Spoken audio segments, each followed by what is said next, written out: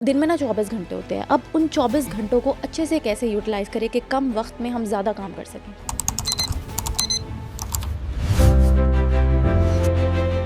मैंने इसके ऊपर 2 फ़ॉर्मूलाज़ बनाए थे। एक मैंने ये बनाया था कि उन्हें एहसास होता है मेरा टाइम ब्लीड कहाँ हुआ है, लीक कहाँ हुआ है टाइम। उन्हें अंदाज़ा हो जाएगा कि अच्छा मेरा टाइम इधर गया था। अच्छा मैंने तो कुछ भी नहीं किया पिछले घंटे में। फिर वो ये किसी के सामने मुँह उठा के ये नहीं कहते कि मेरे को टाइम ही नहीं सी। हर लम्हा प्रोडक्टिव होगा।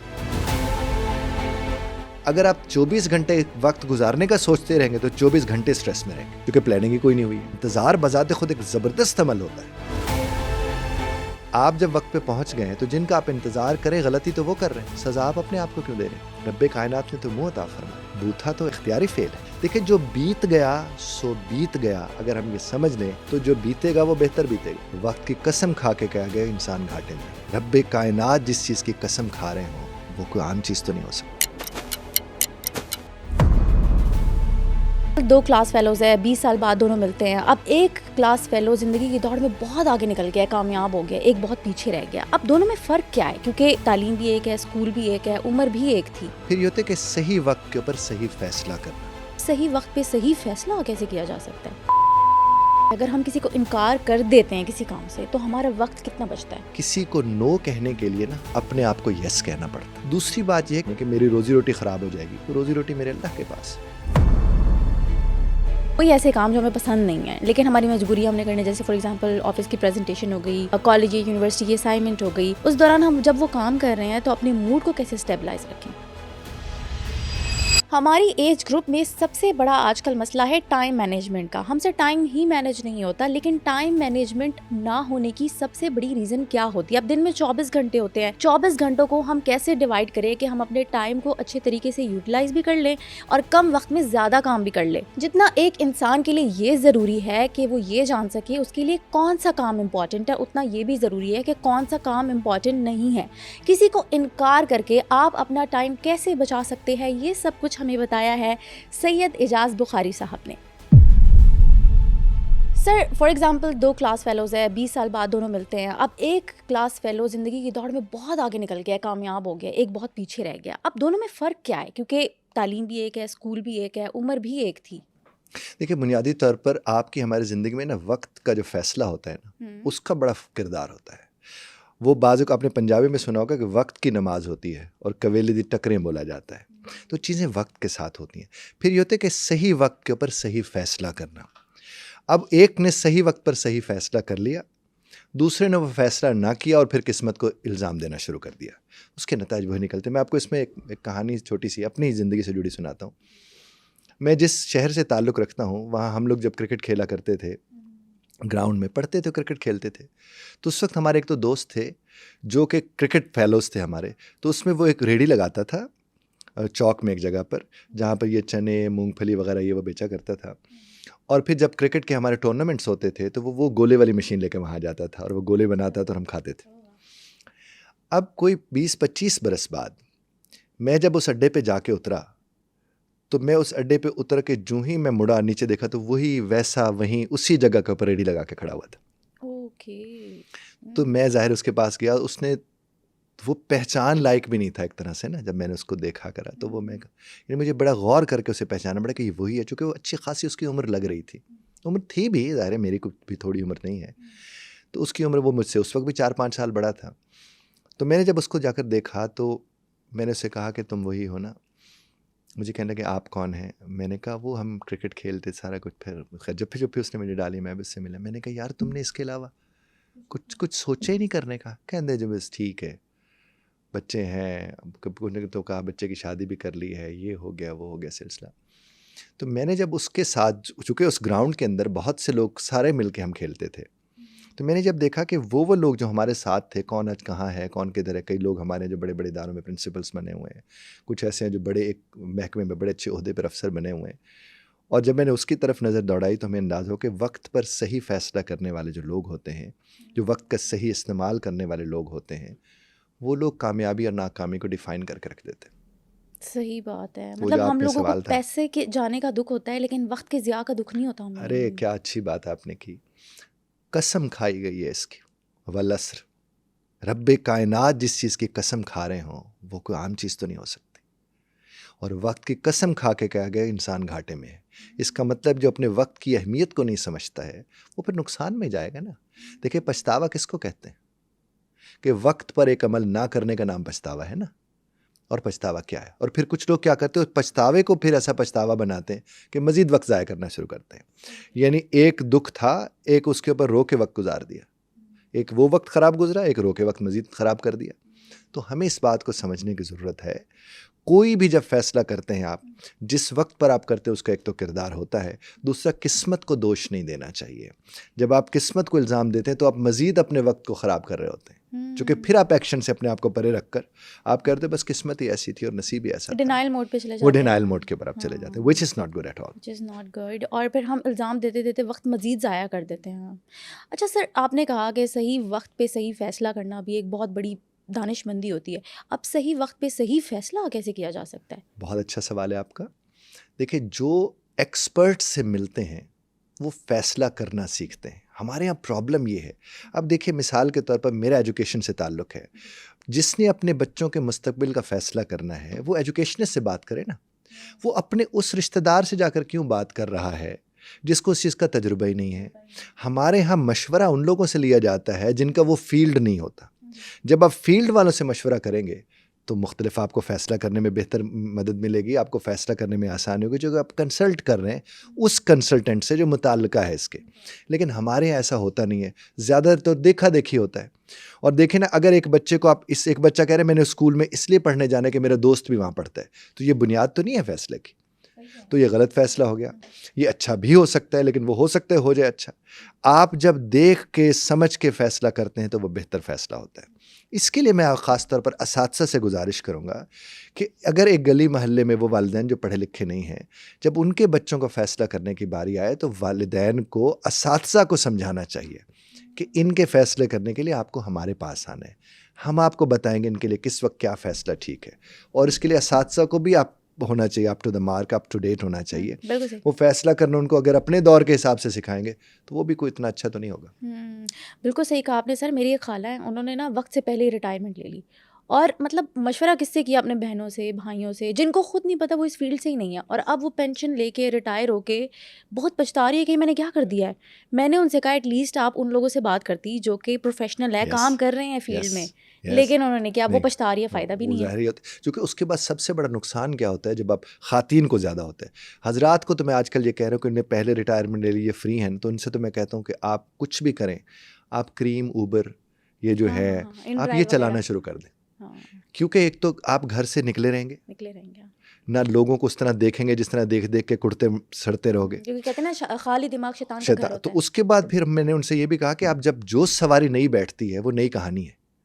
आपको इतनी कहानियां दिन में सुनने को मिलेंगी, इतने लोगों के साथ इंटरेक्ट करने का मौका मिलेगा। आप जब घर आएंगे एक तो कुछ कमा के भी आए होंगे रिटायरमेंट लाइफ में, दूसरा वो जो आपने बैठ के ओवर थिंकिंग करनी थी, लोगों की ज़िंदगी ख़राब करनी थी, अपनी ज़िंदगी ख़राब करनी थी, अगेन वक्त को ख़राब करना था अपने और दूसरों के, वो आप नहीं करेंगे। वक्त का बेहतरीन इस्तेमाल होगा। तो ये तो करना चाहिए। और चूँकि आपका प्लेटफॉर्म माशाल्लाह देखा जाता है तो मैंने इसलिए ये बात की कि जितने भी हमारे सुनने वाले घरों में बैठे हैं वो ये काम करें कि इन ड्राइव है, ऊबर है, क्रीम है, कोई भी है, बिल्कुल सही कह सवारी रहे आप हैं। उसको करना चाहिए। Right, very very. और औरतें क्या करें? वैसे तो ख़ातीन जो हैं यहाँ पर, ख़ातीन भी ड्राइविंग कर रही हैं, ये बड़े शहरों में ज़ाहिर अवेलेबल ही बड़े शहरों में, लेकिन अगर छोटे शहरों में ख़ातीन हैं तो उन्हें कोशिश करना चाहिए कि उनके इर्द गिर्द जो लाइब्रेरीज़ हैं, अगर वो पढ़ना लिखना जानती है तो वहाँ पर वॉलंटियरली अपने वॉलंटियर करना शुरू कर दें सर्विसेज़ को। इस तरह मदारस इर्द गिर्द मौजूद हैं, वहाँ जाकर अपनी सर्विसेज़ को वॉलंटियर करें। क्योंकि पूरी दुनिया में जो वॉलंटियर कर रहे होते हैं ना चीज़ों को, वो सवाब का कॉन्सेप्ट ही और होता है वहाँ पर। अगर आप पैसों के लिए कहीं जाते हैं तो फिर कीड़े अगले भी निकालते हैं जो रख के बैठे होते हैं, और आप भी निकाल दें देर सवेर के चक्करों में। वॉलंटियर करें, आप छोटी छोटी कमेटियाँ बनाएं, आपकी एज फेलोज़ जो औरतें हैं उनके साथ अब घरों के अंदर बैठना शुरू करें, महफ़िल ज़िक्र करवाएं, कुरान करीम की तिलावत का इंतज़ाम करें, ताकि आप उन बहुओं को कम अज़ कम बचा सकें उस नेगेटिविटी से जो आपके ज़रिए उन तक जाती है। क्योंकि आप तो बैठ गई घर में, रिटायर हो गई, उम्र इतनी ज़्यादा हो गई, अब सिर्फ आपका काम और कुछ नहीं है कि ये देखना कि फ़लाँ जगह मिट्टी ज़्यादा तो नहीं लगी हुई थी, प्लेट साफ़ आई थी कि नहीं आई थी, किचन गंदा तो नहीं है, साफ़ है कि नहीं है, आज ड्यूटी सही अच्छी तरह से साफ़ हुई कि नहीं हुई, कौन से कपड़े पहन के कब निकल रही थी मेरी बहू। इन तमाम तर चीज़ों से आप निकल आएंगे अगर अपने वक्त का बेहतर इस्तेमाल करेंगे। और वो यही है कि आप वो किरदार अदा करें जो आप कर सकते हैं। लेकिन सर हमारे यहाँ कॉन्सेप्ट ये है कि आप अगर 50 से ऊपर हो गए ना तो बस बूढ़े हो गए, घर बैठ के आपने आराम से काम करना है, और बच्चे भी बिठा देते हैं। हालांकि उनको ये रियलाइज़ होना चाहिए कि ये माँ बाप के साथ जुल्म है। बहुत जुल्म है। हाँ। और मैं तो कहता हूँ कि ये जो साइकिल लेके देना चाहिए और उन्हें कहना चाहिए कि आप वैसे चक्कर लगाते रहें। मुझे एक बुज़ुर्ग मिले, बहुत बड़े ओहदे पर थे और वहाँ से वो रिटायरमेंट ली उन्होंने। तो मैं कहीं जा रहा था तो आगे से वो साइकिल पर आ रहे हो, मैंने गाड़ी रोकी, मैं उनसे मिला, मैंने कहा सर आप कैसे हैं, खैरियत से? मैंने कहा सर साइकिल पे आज को मुलाजिम ने कहते हैं नहीं सर, मैंने घर वालों को कहा है कि इधर करीब करीब मार्केट से जो कुछ भी लेना है ना वो मैंने लेकर आना है साइकिल पे। वाह क्या बात है, अच्छा, जबरदस्त। मैंने कहा सर आपको ये नहीं सुनने को मिला कि बहुओं ने काम पे लगा दिया? कहते लोग दुनिया तो जो कहती रहे, मुझे पता है मेरी सेहत कैसे ज़रूरी है। क्या बात है, कहते इसलिए मैं नहीं बैठता। कहते मैं साइकिल पे 8-10 चक्कर मेरे रोज़ के एक तो लग जाते हैं। कहते बाज़ों का तो मैं अपनी बेगम को भी कहता हूँ कि जिस तरह शुरू में तुम मुलाजिम को 10-10 चक्कर लगवाती थी ना कि माचिस लाया, लाया, कहते मैं उसे कहता हूँ मुझे भी 2-4 चक्कर तुम भी लगवा दिया करो। इस दही तरह ले से आओ। वहाँ दही ले आओ, ये ले आओ, वो ले आओ। और इसी तरह से मैंने भी उनसे बात की ना, ये ऊबर वाले कहने लगे असल में उम्र मेरी इतनी ज़्यादा है कि मैं किसी को रिस्क में नहीं डालना चाहता, चूँकि वो ही वॉज 80+ और वो साइकिल चला रहे हैं, आप खुद देखें। And I was shocked to see him. तो ये होता है, पॉजिटिवली अपनी चीज़ों को, अपने वक्त को गुजारना चाहिए और वो हमारे इख्तियार में है, किसी और के इख्तियार में नहीं। हमारे इख्तियार में सबसे जनाब। बड़ी बात ये हाँ। अथॉरिटी एक बहुत बड़ी चीज़ होती जी है। बिल्कुल। सर अब दिन में ना 24 घंटे होते हैं, अब उन 24 घंटों को अच्छे से कैसे यूटिलाइज करें कि कम वक्त में हम ज़्यादा काम कर सकें? जी, मैंने इसके ऊपर 2 फार्मूलाज बनाए थे। एक मैंने ये बनाया था कि या तो 23 घंटे जो आपके हैं उसको 1 घंटा लगाकर प्लान कर लें। 23 घंटे 1 घंटा लगा के कैसे? प्लान करें यानी आप 1 घंटे के अंदर प्लान कर लें मैंने 23 घंटे कैसे गुजारने हैं। ओह अच्छा, ओके, नाइस। तो वो 23 घंटे प्रोडक्टिव हो जाएंगे। मसलन आपने 1 घंटे में प्लान कर लिया मैंने 8 घंटे सोना है और इससे इतने बजे तक सोना है। अब उस प्लानिंग का, उस 1 घंटे के फैसले का पालन आपने करना है 23 घंटे। तो आपके 23 घंटे प्रोडक्टिव हो जाते हैं। और अगर आप 24 घंटे वक्त गुजारने का सोचते रहेंगे तो 24 घंटे स्ट्रेस में रहेंगे, क्योंकि प्लानिंग ही कोई नहीं हुई है। एक तो ये लोग काम कर सकते हैं कि मिसाल के तौर पर हमारे जितने भी इस वक्त सुनने देखने वाले हैं, वो इस वक्त हमारे पॉडकास्ट के अख्ताम पर 1 घंटा कह के मैं साइड पे कोने पे बैठ रहा हूँ, एक पेपर पेन मैंने ले लिया और मैं उसके ऊपर अब लिखने जा रहा हूँ कि मैंने 23 घंटे यूँ गुजारने, ये घंटे मेरे सोने के हैं, मैंने सो जाना है, ये घंटे मेरे मोबाइल के हैं, ये घंटे मेरे किचन के हैं, ये घंटे मेरे इसके हैं, ये घंटे मेरे इसके हैं। वो जो ही उसको कर लेंगे, अब पूरा घंटा नज़र रखें पूरे 23 घंटे कि मैं क्या उस 1 घंटे के मुताबिक चल रहा हूँ। सारा वक्त हर लम्हा प्रोडक्टिव होगा। एक ये, और ख़ास तौर पर हमारी बहनें जो है उनसे मैं अर्ज़ करूँगा कि वो जो कहते हैं हमारे पास टाइम ही नहीं होता, टाइम ही नहीं बचता, ख़ास तौर पर घर में ख़ातिन ये कहती हैं, मैं उनसे कहता हूँ कि सिर्फ वो, बल्कि अगर मुझसे रब्ता करेंगे तो मेरे पास बने हुए बॉक्सेस 24 बॉक्सेस बनाएं एक सफ़े के ऊपर। अच्छा, ओके। 24 डब्बे बना दें, हर डब्बे को 1 2 3 4 करके 24 लिख दें, यानी 1 सिमरात 1 बजे है, 2 सिमरात 2 बजे है, और इस तरह से वो चलते चले जाएं। तो उसके बाद 24 घंटे हो गए। अब उन्होंने उस 24 घंटे में ये पहले बैठ के देखें कि इन 24 घंटे में से जो है वो मेरे 6 घंटे सोने के ये वाले मैंने निकाल दिए, वो निकाल दिए। अच्छा, उसके बाद पीछे बच गए 18 घंटे। अब 18 घंटे में से मैंने ये घंटा इस मकसद के लिए निकाल दिया, ये घंटे इस मकसद के लिए निकाल दिया, वो निकाल के रख लिए। उन्हें पता चला मैं इसके मुताबिक गुजारता हूँ। तीसरा इस पे वो क्या कर सकते हैं कि 24 के 24 बॉक्सेस पेस्ट कर दे अपने कमरे में, रोज़ बदलना पड़ेगा सफ़ा। अच्छा, रोज़ बदलना पड़ेगा क्योंकि 24 घंटे है ना। अच्छा, अब उसमें देखें 50 मिनट में वो जो करके आए 10 मिनट में डब्बे में लिख दें। तो वो जो लिखने लगते हैं ना, उन्हें एहसास होता है कि यार मैंने कुछ किया ही नहीं सरसे में, तो वो बड़ा एहसास होता है। एहसास ज़्यादा भी बड़ी चीज़ होती है, जनाबे वाला। उससे अगला घंटा प्रोडक्टिव हो जाता है कि यार पिछले घंटे में, और उन्हें एहसास होता है मेरा टाइम ब्लीड कहाँ हुआ है, मेरा टाइम गया कहाँ है, लीक कहाँ हुआ है, टाइम लीकेज होती है ना। उन्हें अंदाज़ा हो जाएगा कि अच्छा मेरा टाइम इधर गया था, अच्छा मैंने तो कुछ भी नहीं किया पिछले घंटे में। फिर वो ये किसी के सामने मुंह उठा के ये नहीं कहते कि मेरे को टाइम ही नहीं सी। और फिर मैंने कहता हूँ कि ये जो आप अपने डब्बे भर रहे हैं ये आप अपने लिए भर रहे हैं, किसी को ना पता चले आप डब्बे अपने भर रहे हैं, ताकि अगर शर्मिंदगी भी हो तो अपने आगे हो, और वो सही शर्मिंदगी होती है, वो रिफ्लेक्ट ऑन करने का मौका मिलता है। और ये मैंने इसको आज से कोई 12-14 साल पहले बल्कि मैंने ये वीडियो रिकॉर्ड कराई थी इसके ऊपर, ये डब्बों के ऊपर, और इससे लाखों लोगों ने फ़ायदा उठाया है। और मैं अभी आपके तवज्जुह से भी ये चाहूँगा, कोई भी एक हफ्ते के लिए अपने अपने डब्बे बना लें। बच्चों को भी कहें अपने डब्बे भरें, वो खातून खाना अपने डब्बे भरें, साहब अपने डब्बे भरें। ये जब आप डब्बे भरना शुरू कर देंगे उससे फ़र्क पड़ेगा। लेकिन ये नहीं कि 6 घंटे जो सो रहे हैं उसमें मैं कह रहा हूँ 50 मिनट उठ के अपना डब्बा भरो। वो तो 6 8 घंटे घंटे आपने 6 घंटे सो वो के तो फिर उसको फिल सुना, कर दो। वो तो आपने वो डब्बे भर दिए, मैं सो गई थी हाँ। या मैं सो गया था।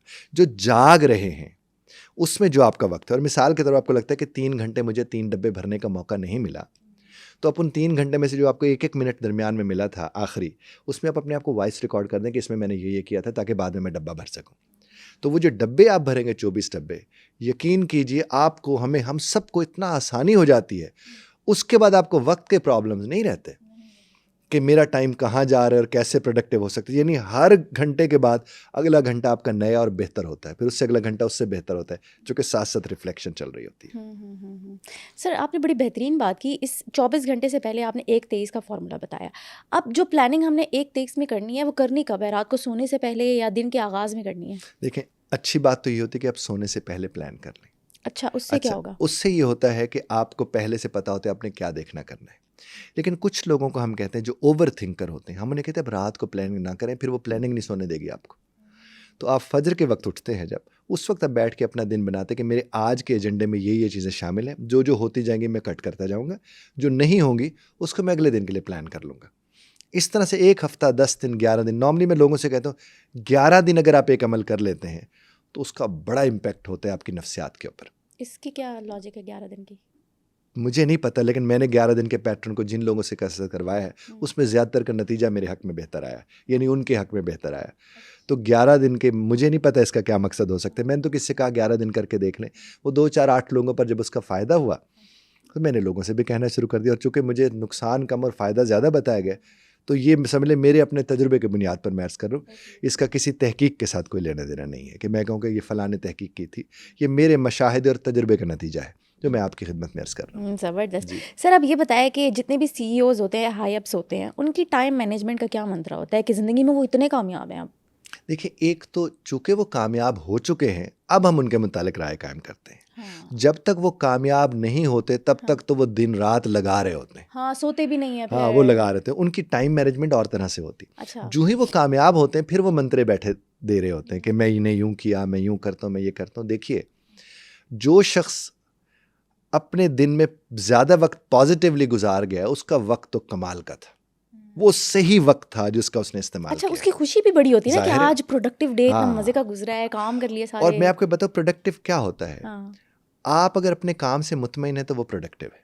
हाँ। आप अगर अपने काम में कीड़े निकाल रहे हैं, मुतमईन ही नहीं हो रहे किसी चीज़ से, तो वो प्रोडक्टिव तो ना हुआ ना। तो प्रोडक्टिविटी है कि आप मेंटली हेल्दी रहे तो वो प्रोडक्टिव था। और अगर आपने 200 काम तो कर लिए लेकिन आप एग्जॉस्टेड हैं, तो मैं उसे प्रोडक्टिविटी नहीं मानता।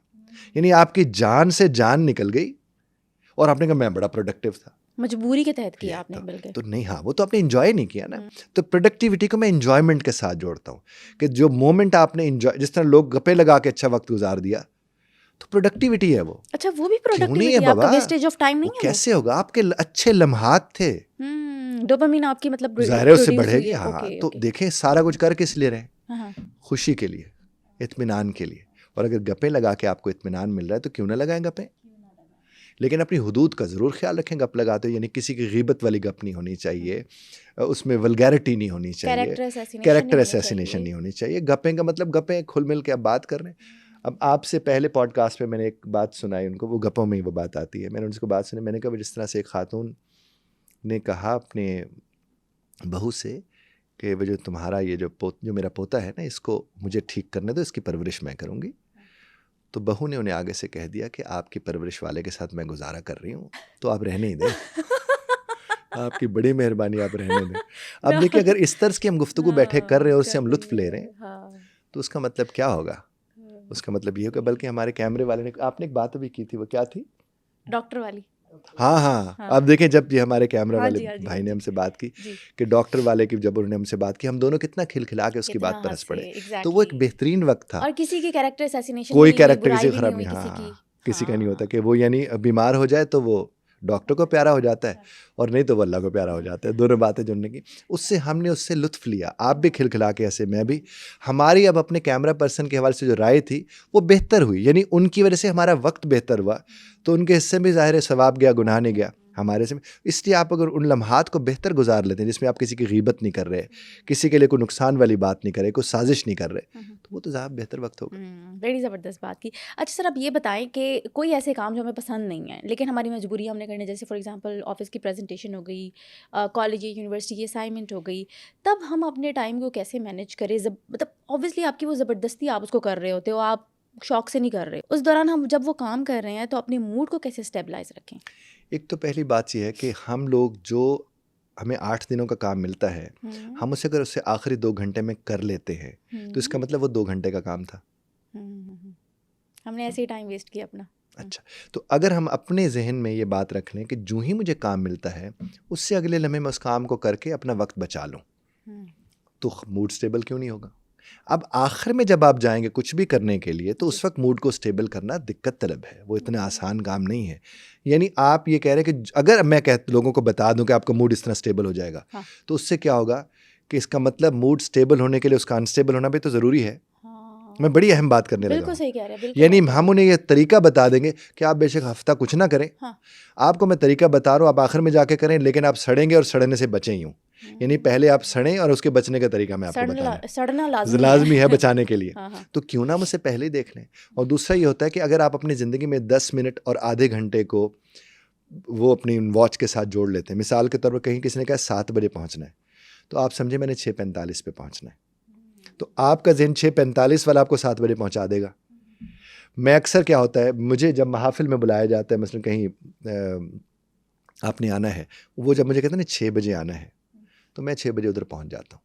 अच्छा, जब मैं 6 बजे वहाँ पहुँच जाता हूँ तो मेरे पास एक ऑप्शन ये होता है कि मैं कुढ़ूँ उन लोगों के ऊपर जो वक्त की पाबंदी नहीं करते, और दूसरा ये है कि मेरे पास पेन पेपर है या मेरे पास फ़ोन है, तो मैं कहूँ ये तो मुझे वक्त मिल गया कि मैं इससे क्या कर सकता हूँ, जिनको जवाब नहीं दिया उनको जवाब दे दूँ।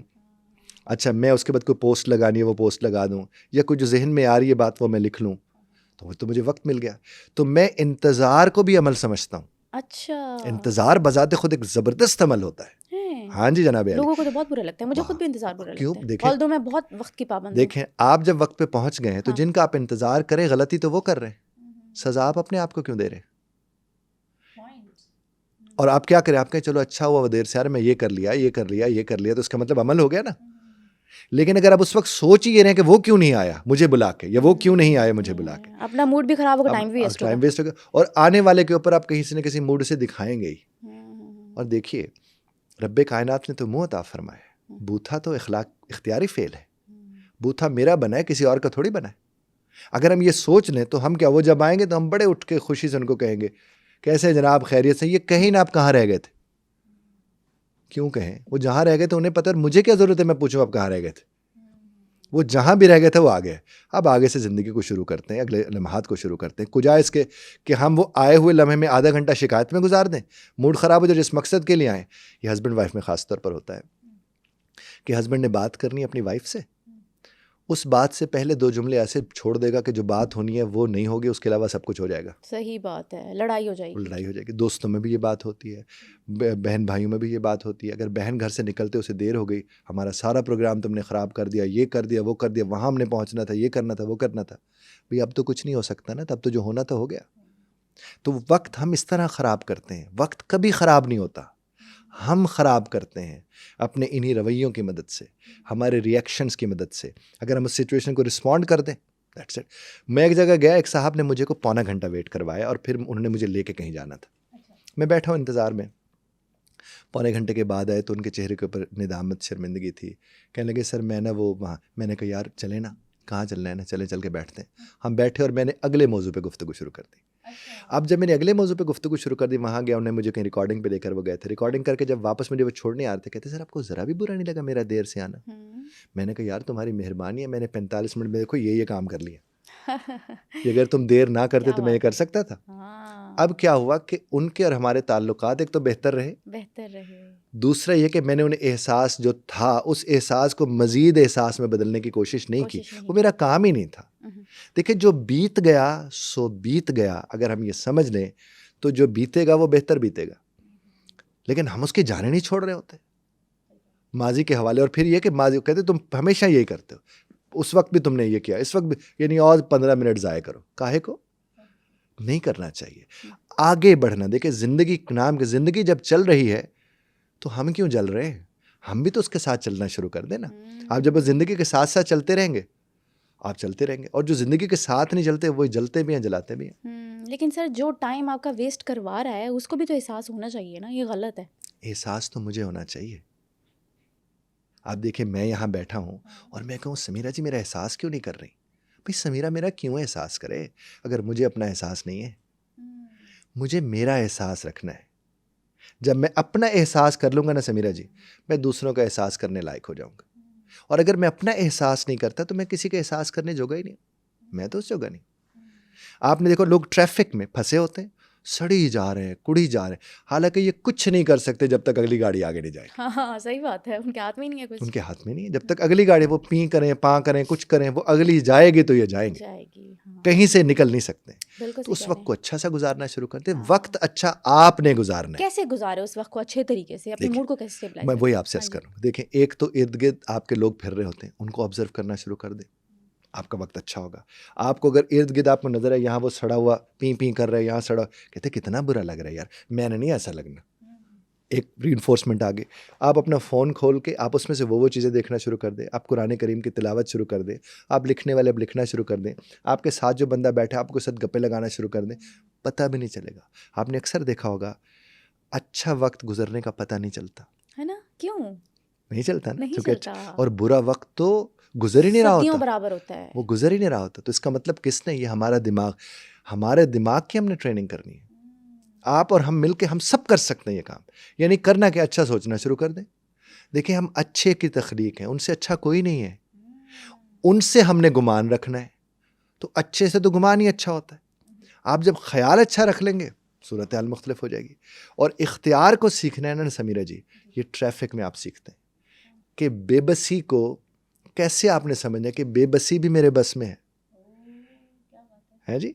जिस घड़ी आप उसे समझ लेंगे, उसके नतीजे क्या निकलेंगे कि मुझे एंजॉय करना है इस वक्त को, ये अल्लाह ने मुझे वक्त दिया, इससे मैंने कुछ और करना है। सर आपने बड़ी ज़बरदस्त बात की। अब ना मैं यहाँ आज बैठी हुई थी और कल मैंने कहीं जाना है, तो मेरे कुछ काम आज पेंडिंग थे, तो मैंने वहाँ जस्ट बैठ के ना बस वेट ही करना है। तो मैं सोच रही थी आज के सारे काम जो है ना वो मैं उस टाइम पे कर लूँगी, हाँ, मैनेज कर लूँगी। बिल्कुल। तो एक किस्म की वहाँ जहाँ मैंने जाना है ना, वहाँ मेरा एक ज़बरदस्त सा सेशन होना है। अच्छा, इंशाल्लाह। तो मैं ये सोच रही हूँ कि डोपामिन पेयरिंग ही कर लूँ, क्यों ना? हाँ हाँ, काम भी मेरी मर्जी का हो रहा है और मेरे जो पेंडिंग काम है वो भी साथ साथ हो रहे हैं, तो दोनों तरफ डोपामिन पेयरिंग हो रही है। हो जाती, बिल्कुल हो हाँ, जाती। लेकिन ये पेयरिंग किसने करनी है, हम लोगों आपने को देखा, करनी है। हाँ जी, हाँ वो आपके पास होती है डिवाइस। हाँ आप अगर कहें कि ये नहीं है किसी और, ना बाबा, आपके पास, आपसे जब पूछ आपकी है ना समीरा जी, तो फिर डिवाइसेस भी आपके पास ही। अब मैं अक्सर लोगों से कहता हूँ कि कहीं कुछ काम हो रहा हो ना और कोई दिल ख़राब होने लगे, तो आपने अपने आप से इधर मुंह करके कहना है मैं अपना दिल क्यों ख़राब करूँ जी। और ये आप जब बार बार रिपीट करते रहेंगे तो आपके दिमाग तक बात पहुंच जाएगी। जब भी वैसे सिचुएशन है कि दिमाग है कि जल्दी से बोलना कि मैं अपना दिल क्यों ख़राब करूँ जी, वो फिर अंदर ही अंदर वो फिक्र आना शुरू हो जाता है, फिर आपके दिल ख़राब नहीं होते। जहाँ आपके काबू में और इख्तियार में कोई चीज़ नहीं है, उसको जूं ही आप काबू में करने जाएंगे आप खुद काबू में आ जाएंगे। जितना ज़रूरी है ना कि हमें मालूम हो कि कौन सा काम हमारे लिए इम्पॉर्टेंट है, उतना ये भी ज़रूरी है कि कौन सा काम हमारे लिए इम्पॉर्टेंट नहीं है, कहाँ हम अपना वक्त ज़ाया कर रहे हैं। प्रॉब्लम ये है कि इसके ऊपर एक मुझे नाम उनका इस वक्त ज़हन से निकल रहा है, जिन्होंने ये दिए थे इम्पॉर्टेंट और अर्जेंट का कॉन्सेप्ट, स्टीफन कवी ने शायद दिया था। अच्छा। इम्पॉर्टेंट और अर्जेंट का कॉन्सेप्ट उनने ये बताया था कि आप इम्पॉर्टेंट लिखें और अर्जेंट लिखें। वैसे वो 4 है, मैं अभी 2 की बात कर रहा हूँ। जी जी। इम्पॉर्टेंट लिखें और अर्जेंट लिखें। कुछ चीज़ें इम्पॉर्टेंट होती हैं लेकिन अर्जेंट नहीं होती। कुछ चीज़ें होती हैं अर्जेंट, वो इम्पॉर्टेंट भी होती हैं और अर्जेंट भी होती हैं। फॉर एग्जाम्पल, आप मिसाल के तौर पर आप कहते हैं कि मेरा 9 बजे मेरा ऑनलाइन शो शुरू होना है, ठीक है। ये मैं कहता हूँ ये जो लाइव जाना है मैंने, अब मिसाल मैं यहाँ पर आपके यहाँ, मेरा आपके यहाँ ना इम्पॉर्टेंट है, लेकिन यहाँ 10-15 मिनट ऊपर नीचे मुझे हो जाते हैं, तो मुझे पता है रिकॉर्डिंग होनी है इसकी, तो ये इम्पॉर्टेंट है, उस तरह अर्जेंट नहीं है। ओके। समझ रहे हैं मेरी बात को? Yes, yes. और अगर मुझे एक चैनल ने बुलाया, उन्होंने कहा सर 10:15 पे आपने लाइव होना है, वो अर्जेंट भी है, इंपॉर्टेंट भी है, उसमें मैं डिले नहीं कर सकता हूँ। डिले नहीं कर सकते। तो अगर मैं उसके मुताबिक अपनी चीज़ें बना लूँगा, मुझे कोई, अब मिसाल के तौर पर आप बड़ी अहम बात बैठे कर रहे हैं हाँ। अपने घर वालों के साथ, और अचानक कुकर की सीटी बजी और वहाँ जाके आपको बंद करना है वो, तो ये इंपॉर्टेंट के दरमियान एक अर्जेंट आ गया, हाँ। आप जाके उसे बंद करेंगे और फिर वापस आके अपने इंपॉर्टेंट काम को जारी रखेंगे। अच्छा, हम ये अनकॉन्शियसली कर रहे होते हैं, कर हम रहे कहते हैं 1 मिनट जरा, मैं हाँ, बंद करके आया, फिर कहते हैं जी बताए क्या कहते हैं। हाँ, हम करते नहीं। करते हैं। लेकिन प्रॉब्लम यह है कि हम इम्पॉर्टेंट और अर्जेंट को उस तरह तहरीर में नहीं लाते। आप अगर रात को या सवेरे, जैसे मैंने पहले आपसे अर्ज किया, अगर आप अपना एजेंडा बना लेते हैं तो सूरत हाल मुख्तलिफ होगी। अभी आपने कल शूट पे जाना है, मिसाल के तौर पे एक जी। जगह आपने रिकॉर्डिंग के लिए जाना है, जी जी। आप सारा वक्त सोचते रहे कि मैं वहाँ ठीक लगूँ कि नहीं लगूंगी, बात सही कर पाऊंगी कि नहीं कर पाऊंगी, तो प्रोक्रेस्टिनेट आप कर रहे प्रोक्रेस्टिनेट, हाँ, प्रोक्रेस्टिनेशन की जो ये एक ये सब कर- फिलॉसफी है, ये हाँ, क्या है? हम इसकी वजह से बहुत टाइम वेस्ट बहुत होता टाइम, है यानी क्या है कि आप करने का सोच रहे हैं और हो नहीं रहा आपसे। करने का सोचने से थोड़ी होगा, वो तो करने से होगा ना। करने से होगा, सही। तो अब जब करने का सोचते हैं तो फिर आप सोचते ही रहते हैं, फिर आप सोचने वाला काम कर रहे होते हैं, करने वाला तो कर ही नहीं रहे होते। अब आप अगर देखते हैं कि भी मुझे बरस हो गए इस काम को करते हुए, ये मैंने इंतखाब कपड़ों का भी कर लिया है, और अगर उन्होंने कपड़ों का इंतखाब करना है वो हुआ, मैंने तो वहाँ जाकर परफॉर्म करना है, तो मैं अपना अच्छा वक्त गुजारूँ, अच्छे अच्छे तरीके से जाऊँ, अपना परफॉर्म करके आ जाऊँ, फिर वो पेयरिंग ऑटो पे आ जाएगी।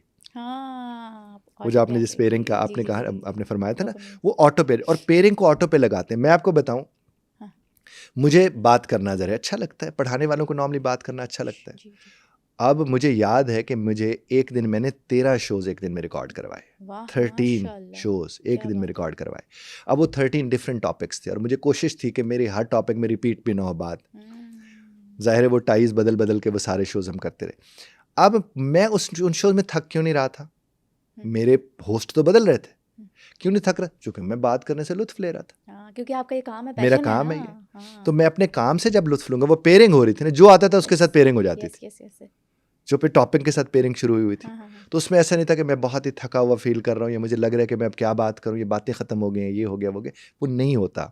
इफ़ यू इंजॉय वर्किंग, अभी आप देखें, अगर आप अपने काम को इंजॉय करते हैं, आप कभी भी नहीं थकेंगे, प्रेशर ही कोई नहीं होगा। अच्छा, मुझे रिकॉर्डिंग करते हुए मजा आता है पूरे। जिस दिन मेरी रिकॉर्डिंग ना हो, मुझे ऐसे लगता है मैं डल लेजी फील कर रही हूँ। वो तो होता है, क्योंकि आपका फील्ड अब ये बन गया ना, अब आपका डोपामिन इसके साथ जुड़ गया है। हाँ। और आपने खुद भी देखा होगा कि हम लोग वैसे बैठे बात कर रहे होते हैं, और जो ही कैमरा ऑन होता है, माइक सामने आता है, हम वो होते ही नहीं जो हम उधर होते हैं। हाँ, एनर्जी बूस्ट हो जाती है, एक और तरह से हो जाता है। हाँ, एक्सप्रेशन तो ये होता है बिल्कुल जनाब। सही कह रहे हैं। टाइम मैनेजमेंट का बाउंड्रीज के साथ कितना गहरा लिंक है? अगर हम किसी को इनकार कर देते हैं किसी काम से, तो हमारा वक्त कितना बचता है? देखिए, एक तो किसी को नो कहने के लिए ना अपने आप को यस कहना पड़ता है। अच्छा, आप अगर अपने आप को यस नहीं कहेंगे, आप किसी को नो कह नहीं सकते। यानी ये दैट इज माय टाइम, ये मैंने अपने आप को यस कहा है, अब मैं उनसे बसद एहतराम कहूँगा जनाब माजरत चाहता हूँ, ये मेरे लिए मुमकिन नहीं है। लेकिन वो कैसे कहें? लोग तो माइंड कर मैं सकते आपको हैं ना। बताऊँ, मुझे आज 2 चैनल्स ने बुलाया पॉडकास्ट के लिए जी, और उन्होंने मुझे कोई रात को 1 बजे के करीब मुझे मैसेज किया कि सर कल इतने बजे आप हमारे चैनल्स पे आ जाए। मेरी आप लोगों के साथ पहले से कमिटमेंट थी, उसके बाद भी मेरी ऑलरेडी कमिटमेंट्स हैं। तो मैंने उनको एक मैसेज किया, मैंने कहा जनाब, एक तो आपने दावत दी, मैं उस पर शुक्रगुजार हूँ आपका। आज के दिन में मैं पहले से तयशुदा जो मेरे मामूलात हैं उनके साथ जुड़ा हुआ हूँ। आप अगर अगले हफ्ते में कोई भी दिन रख लें, मैं हाजिर खिदमत हूँगा। अच्छा, जब उनका मुझे जवाब आया, कहने लगे सर आप जो दिन कहेंगे हम रख लेंगे। अच्छा, क्योंकि हमें बड़ा एहतराम वाली बात आपने की, आपने ये नहीं कहा नॉट अवेलेबल, आपने ये आगे से, तो देखिए ना, आपने अपनी नॉट अवेलेबल होने को भी तो शाइस्तगी से पेश करना है ना। और अगर आप उसमें रौनत ले आते हैं, तकब्बुर ले आते हैं कि मेरे को टाइम नहीं गा, तो वो नो गलत है। नो कहना गलत नहीं होता, नो कहने के अंदाज को देखना होता किस तरह आप है कहते कि हैं, हम वो कह मैटर किस करता तरह है। से रहें। अगर आप अच्छे सलीके से उन्हें बात समझाने और बताने की कोशिश करेंगे तो उसके लिए आप पहले अपने आप को कायल करेंगे। दूसरी बात यह है कि अगर आपने रोजी रोटी वहाँ रखी हुई अपनी कि मेरी रोजी रोटी ख़राब हो जाएगी, तो रोजी रोटी मेरे अल्लाह के पास। आपके जहन में ये बात होनी चाहिए। आप एहतराम में कमी ना लाएं, अखलाक में कमी ना लाएं। क्यों ना कहें नो, क्योंकि अगर आप उन्हें नो नहीं कहेंगे तो आप उनके लिए जो कुछ भी कर रहे होंगे वो हाफ हार्टेडली कर रहे होंगे, तो उसके नताइज भी वही निकल कर आएंगे।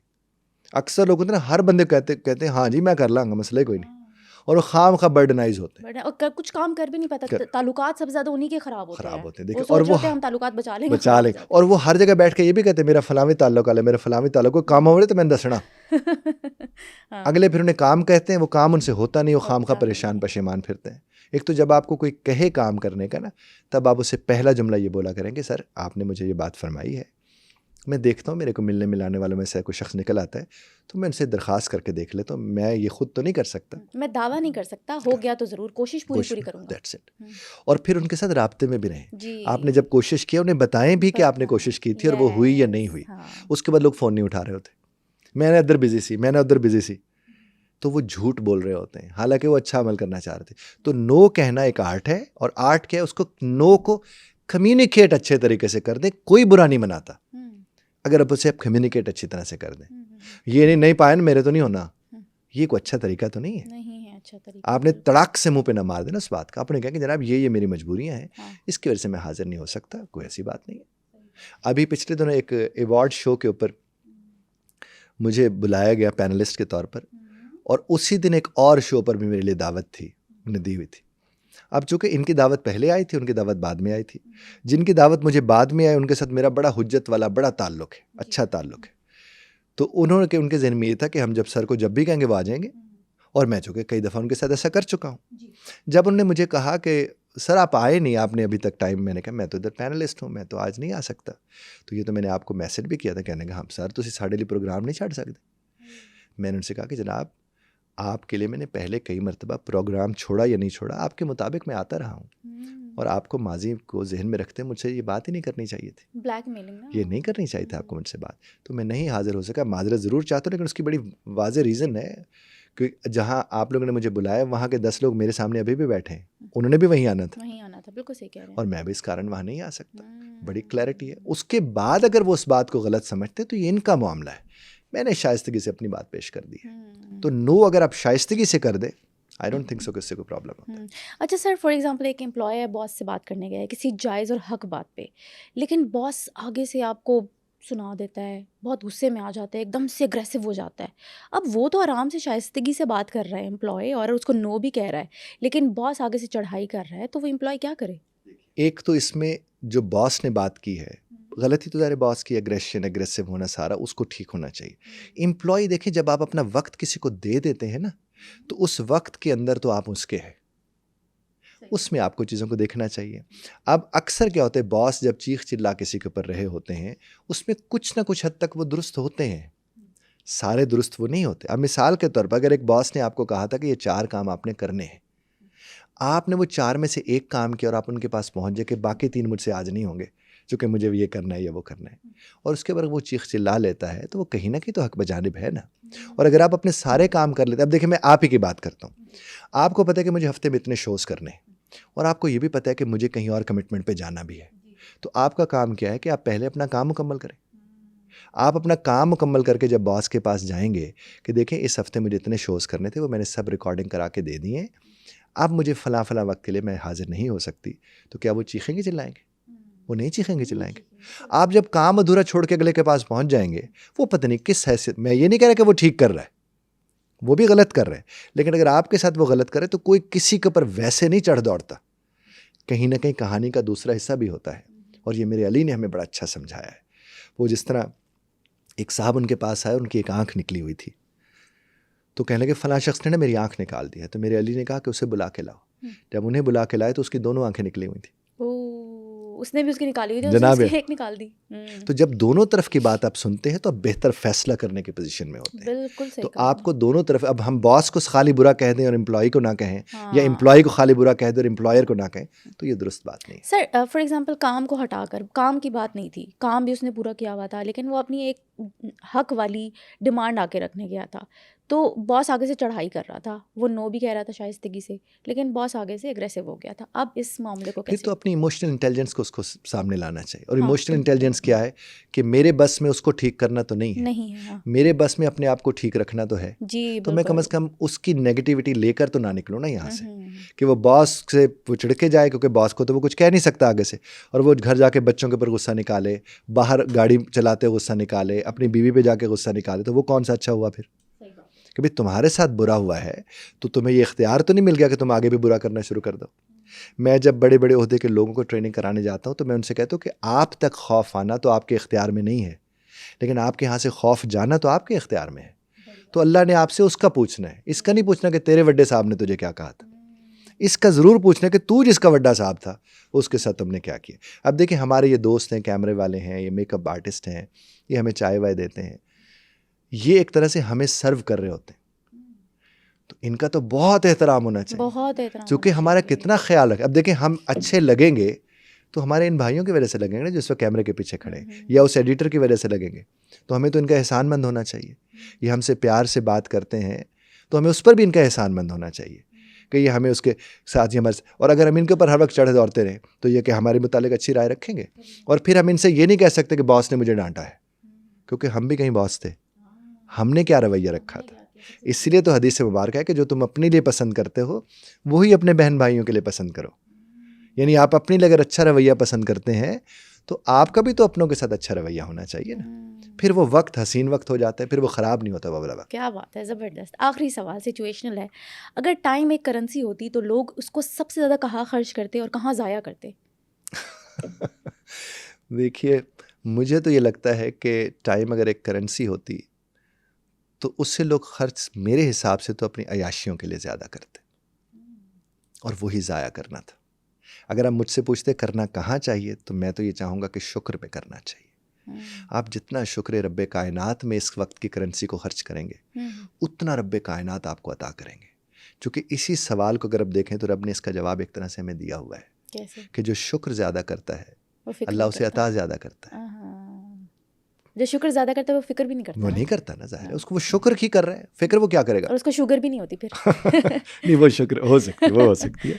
तो शुक्र करने वालों को ये चीज़ ज़हन में रखनी चाहिए कि शुक्र करने का मतलब यही है ना कि जो अता हुआ है आप उसके ऊपर रब्बे कायनात को, रब्बे कायनात आपने हमें देखना नसीब किया, हम आपके शुक्रगुजार हैं। हम सूंघ सकते हैं, हम टेस्ट कर सकते हैं, हम छू सकते हैं, हमें लम्स का एहसास होता है, कितना बड़ा शुक्र है आपका। हम अच्छा खा लेते हैं, हम अच्छा चबा लेते हैं, कितना बड़ा शुक्र है। अपने आप काम जब खुद कर लेते हैं। अल्हम्दुलिल्लाह हम वॉशरूम तक बगैर सहारे के चले जाते हैं। अल्हम्दुलिल्लाह। ये चीज़ें अगर हमारी ज़िंदगी में आ जाएंगी तो फिर ये करेंसी वक्त की शुक्र में अगर खर्च हो फिर तो ठीक है, नहीं तो हमारे यहाँ वाकई होती तो हमने तो इसका और फ़ायदा उठाना था और तरह से। इसलिए करेंसी तो ये है, और इससे बड़ी करेंसी नहीं, इसको तो कसम खा ली मेरे रब ने। तो इसका मतलब सबसे ज़्यादा कोई चीज़ कीमती हमारी ज़िंदगी में है तो वो वक्त है। और इस वक्त आप और हम भी जो वक्त एक दूसरे को दे रहे हैं हम उन लोगों के लिए दे रहे हैं, तो ये वक्त उनकी ज़िंदगी में भी जाएगा। अब इस वक्त से वो फ़ायदा उठाते या वो 30 सेकंड की रील की तरफ जाते हैं, ये उनके ऊपर है। उनके ऊपर है, बिल्कुल समझ रहे सही बात कह को? रहे हैं। हाँ जी। जनाब अच्छा, रील पे बात आई है तो ये जो सोशल मीडिया है इसने हमारा अटेंशन स्पैन और टाइम वेस्टेज में बहुत बड़ा किरदार अदा किया है। देखिए सोशल मीडिया जो है ना, मैंने एक दौर में एक शेर लिखा था, मुझे एक खातून मेरे पास आई ना कि मेरे पास मेरा हस्बैंड बड़ी तवज्जो करता था, अब तवज्जो नहीं करता है। अच्छा। तो मैंने उसके ऊपर एक शेर लिखा कि आदतें डालकर तवज्जो की, बेतवज्जी से मार डाला है। यानी एक वक्त में आदतें डाली तवज्जो की और अब बेतवज्जी में उसने मेरा ख़राब कर दिया, लव बॉम्बिंग की वो पहले। ख़राब हो गया सारा। अब आप देखिए आपका सोशल मीडिया आपकी तवज्जो का मोहताज है, आप उसकी तवज्जो के मोहताज नहीं है। हम आज भी उसी को इल्ज़ाम देते हैं। आपका सोशल मीडिया आपको सिर्फ वही दिखाता है जो आप देखना चाहते हैं। आपने अगर एक रील देखी और आपने उसको 1 से 2 दफ़ा फिर देख लिया तो उसी तरह की रील्स वो लाना शुरू कर देगा और आप देखते चले जाएंगे। तो वो तो कुछ नहीं कर रहा, आप उसे कह रहे कि साहब यूं कीजिए, इस तर्ज पर काम कीजिए, इस तर्ज पर, वो आपको वही चीज़ें दिखाना शुरू कर देगा। तो इसका मतलब यहाँ भी आपकी नीयत और आपके इख्तियार के इस्तेमाल का सिला आपको मिल रहा है। अब वो जो स्पैन हमारा ख़राब हो रहा है या कम हो रहा है वो इसलिए हो रहा है कि हम 30 सेकंड के बाद चाहते हैं अब कुछ और होना चाहिए, कुछ और होना चाहिए, लेकिन उसी तर्ज का होना चाहिए जिस तर्ज का हम देखना चाह रहे हैं, उसी तर्ज का होता चले जाते हैं। तो ये स्पैन कम नहीं हुआ ये है कि हमने 30 सेकंड एक चीज़ देख ली, अब हम उसी से मिलती जुलती कुछ और चीज़ देखना चाहते हैं। अच्छा। फिर कोई और चीज़ देखना चाहते हैं, हमारे इंटरेस्ट पे बेसिकली डिपेंड करता है ना वो। तो हम जो 60 मिनट अगर हमने वो देखा है तो उस 60 मिनट में ज़्यादातर एक जैसी चीज़ें देखी हैं, तो फिर स्पैन तो कम नहीं हुआ, 60 मिनट तो उसके हिस्से में गए, उसके हिस्से में गए, और कई 2-2 घंटे हम गुजार देते हैं, इससे भी ज़्यादा। तो टाइम तो हमने गुजारा है ना, रातों को गया ना, और वो किसको दिया, किसी को वो वक्त दे दिया जिसका फ़ायदा कोई नहीं। उनको फ़ायदा, आपको नुकसान है। उनको तो खैर पैसों की सूरत में फ़ायदा है ना, ऐसा ही ये तो है, बिल्कुल सही। ठीक है sir, thank you so much. Honoured, जज़ाकल्लाह। सुनो पॉडकास्ट के बहुत से ऐसे व्यूवर्स हैं जिन्होंने अभी सुनो डिजिटल चैनल को सब्सक्राइब भी नहीं किया, और अगर आप समझते हैं कि मेरे इस पॉडकास्ट से आपने कुछ सीखा या फिर समझा, तो अभी सुनो डिजिटल चैनल को सब्सक्राइब करें ताकि मैं इसी तरह का वैल्यूएबल कंटेंट आप सब लोगों के लिए लाती रहूं।